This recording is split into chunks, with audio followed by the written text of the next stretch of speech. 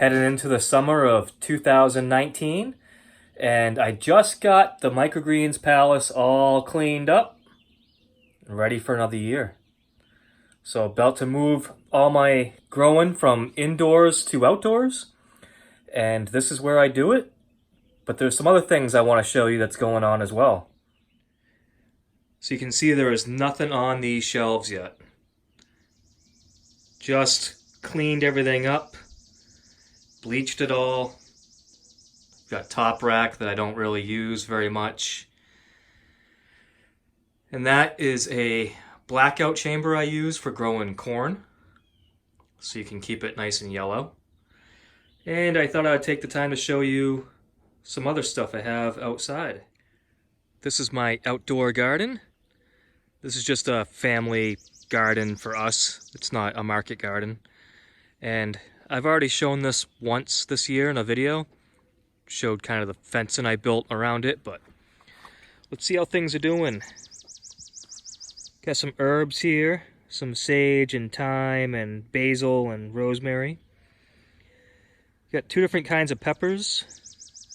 One is a bell pepper and the other is jalapeno, and I'm not sure which one is which. I did have one casualty. We had a lot of wind, and that one guy didn't take the wind very well, so it's not gonna make it. Got some beans in the middle. Those are a purple bean. And all the way down the middle I've got peas. Got some cucumbers here, and maybe somebody could answer a question for me.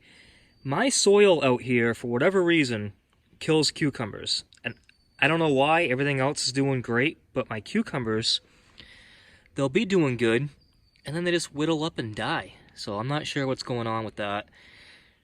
I just added some of this compost about 2 weeks ago. Just a thin layer to the top of the soil. That's why you can see it's kind of spotty. But, yep, cucumbers don't do good out here, but that's not a big deal. Some zucchini. Got some tomatoes here that are doing awesome. And some little ones I just put in. These are Cherokee purple. There's one there. There's one there. The rest of them, I can't remember exactly what they are, but they're heirlooms I got from True Leaf Market. I know one is a cherry variety and another is just a regular, like, large tomato.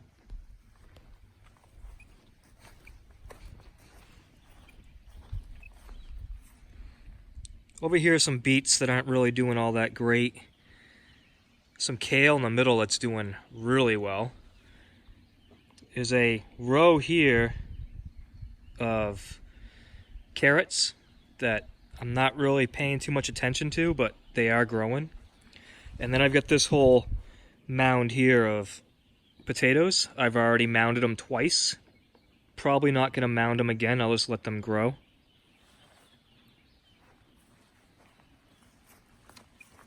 Then I've got some lettuce here. The lettuce is really starting to come into it. And next I will show you my hydroponics grow area this year. So this year I have moved my hydroponic greenhouse to a different location where it's actually quite shady over here. So we'll see how it does getting less direct sunlight. But I don't have a whole lot in there, but I've got some stuff I can show you. So over here I've got cucumber. This is why I didn't really care that the cucumber in the garden isn't doing too good, even though I'm still curious why. And I'll be putting some sort of cage or something around this so they can grow up. Got some strawberries here. Got one in there, it's almost ripe. My hope is that this whole thing will just kind of grow over into a whole canopy of strawberries. We'll see what happens. Got some broccoli, two broccoli plants in here. 2 broccoli plants in there. Another one of those Cherokee purple tomatoes. Another one there. And a third one there. And then I did some soil. So that's also a Cherokee purple. Just a single broccoli. Another broccoli. This one I was a little rough with in the container, and it took it rough, but it'll come into it. And more cucumbers. So for those who haven't seen my older videos, I'll show you how this works. This is a Dutch bucket system. I've got a really tiny reservoir right now, but that's been running for about a week, and it's just now needing to be filled up. I'm using a General Hydroponics nutrient solution, and so that pumps up into this black line, into that distribution block, whatever you want to call it, and goes to the top of each bucket, and then it drains back down through these pipes at the bottom of the buckets and goes right back to the reservoir. So you don't really lose a ton of water this way. It's actually a lot less water than like conventional growing. And I like it. I do it just as a hobby, just for fun.